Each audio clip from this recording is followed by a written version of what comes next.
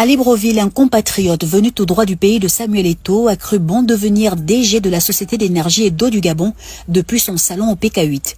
En effet, le monsieur avait transformé sa maison en véritable château d'eau clandestin, avec tuyaux enterrés, béton, carrelage et tout le décor façon opération camouflage. À croire qu'il voulait faire concurrence directe à la ESEG, mais sans les factures. Pendant que certains Gabonais prient pour avoir une goutte d'eau au robinet et que les coupures d'électricité sont devenues une tradition locale, le frère camerounais lui faisait couler de l'eau comme du vin depuis son salon. Il en vendait même aux voisins. Et attention, ce n'était pas gratuit. Ceux qui ne payaient pas chez lui restaient au sec. Il avait inventé sa propre version du délestage personnalisé. Heureusement, les agents de la Direction générale des fraudes ont flairé l'embrouille. Dirigés par le colonel Mouketou Félicien, ils ont mis fin à cette escroquerie avant que Libreville ne devienne Las Vegas du trafic d'eau. Ce genre de situation pousse à se demander, est-ce qu'on n'a pas besoin d'un petit filtre à l'immigration? Parce que si chaque visiteur commence à creuser des puits secrets et poser des compteurs pirates, bientôt même la pluie sera vendue à crédit. En attendant que notre distributeur d'eau maison réponde devant la justice, espérons que les autorités donnent aux agents de la fraude les moyens de fouiller d'autres zones sèches du Grand Libreville. Car ce sujet camerounais pourrait être la partie visible de l'iceberg.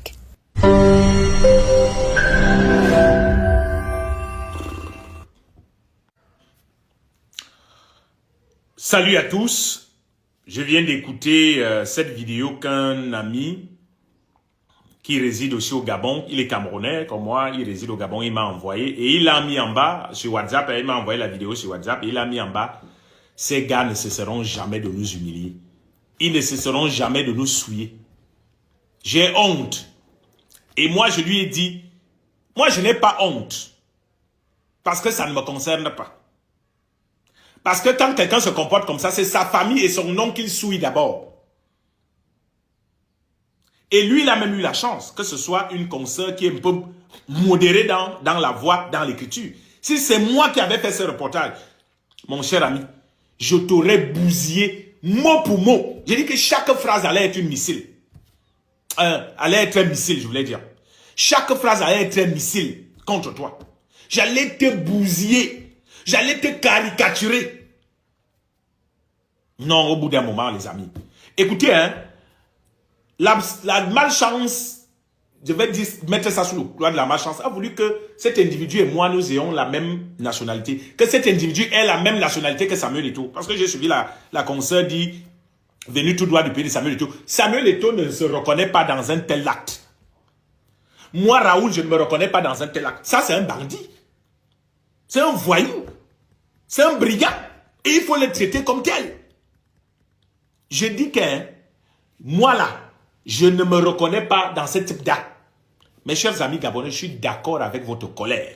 J'ai lu les commentaires, je suis d'accord avec vous. Et je voudrais vous dire, vos commentaires n'ont aucun problème. Parce que vous exprimez une colère légitime. Et c'est pas parce que je suis camerounais que moi ça me gêne. Hein. Je ne devrais pas me sentir gêné de tels commentaires. Parce que moi, en tant que Camerounais, je suis une fierté partout où je vais dans le monde. Je reste dans mon boulot. Je commente l'actualité, quelle qu'elle soit. Moi, mon truc, c'est l'actualité. Les gens peuvent me critiquer sur ma manière de commenter l'actualité. C'est sur le plan professionnel. Je ne me reconnais pas dans des actes de banditisme, de filouterie comme ceci. Et j'espère que la justice gabonaise va lui infliger une peine qui va lui donner le découragement nécessaire de ne plus jamais vouloir être ingénieur hydraulique ou ingénieur électronique en électricité. Vous voyez? Que ce soit au Gabon ou au Cameroun, un acte comme celui-ci mérite d'être puni sévèrement. Et mon frère, nous, les gens du continent, on aime à se vanter qu'on vient du continent. Vous savez ce que cette expression veut dire? Ça veut dire que on doit tout faire pour être meilleur dans le bon sens.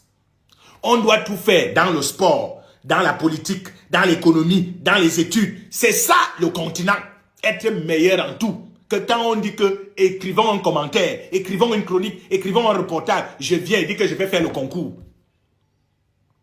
C'est ça le continent. Le continent ne se retrouve pas dans des bêtises comme ça.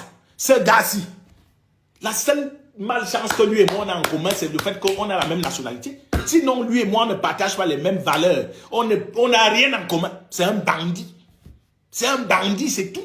Et on n'est pas amis avec les bandits. Je comprends la colère des Gabonais. Moi-même, je suis arrivé à Libreville il y a quelques jours pour l'investiture. Je suis à Libreville en ce moment. Et quand je tombe sur des trucs comme ça, je comprends. J'ai même envie de repartir. Par honte. Mais comme je ne me reconnais pas dans des bêtises pareilles, comme moi, bien qu'étant Camerounais, je ne me reconnais pas dans ce type de comportement. Donc, je vous dis, les amis, justice gabonaise, fais ton travail et sois le plus sévère possible avec des bandits comme ceci. Frappe fort ce sujet. Frappe-le. Oui, moi je ne vais pas continuer à avoir honte. Dans le monde, partout, je vais dans le monde à cause des comportements de certains de nos compatriotes qui passent le temps à déraper, à faire de la filouterie et du banditisme partout. Non, non, non. Moi, je vis fièrement. Je suis fier de l'homme que je suis, qui vit dans l'honnêteté. Un homme public qui n'a jamais été cité dans aucun scandale. Je dis aucun. Je suis fier de ça. Et il y a beaucoup de Camerounais qui n'ont jamais été cités dans des scandales, bien que vivant à l'étranger. J'ai vécu en Côte d'Ivoire, j'ai vécu à Dubaï, j'ai vécu au Gabon. Jamais je n'ai été cité dans un scandale. J'ai vécu dans mon propre pays, je n'ai jamais été cité dans un scandale, quel qu'il soit. Et donc, je ne vais pas avoir honte, moi.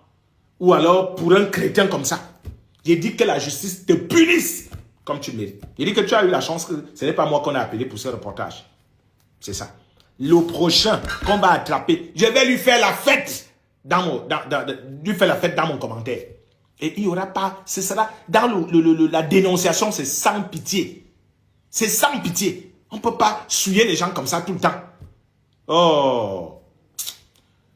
Vraiment, que la justice punisse cet individu. Abimte pour le moment.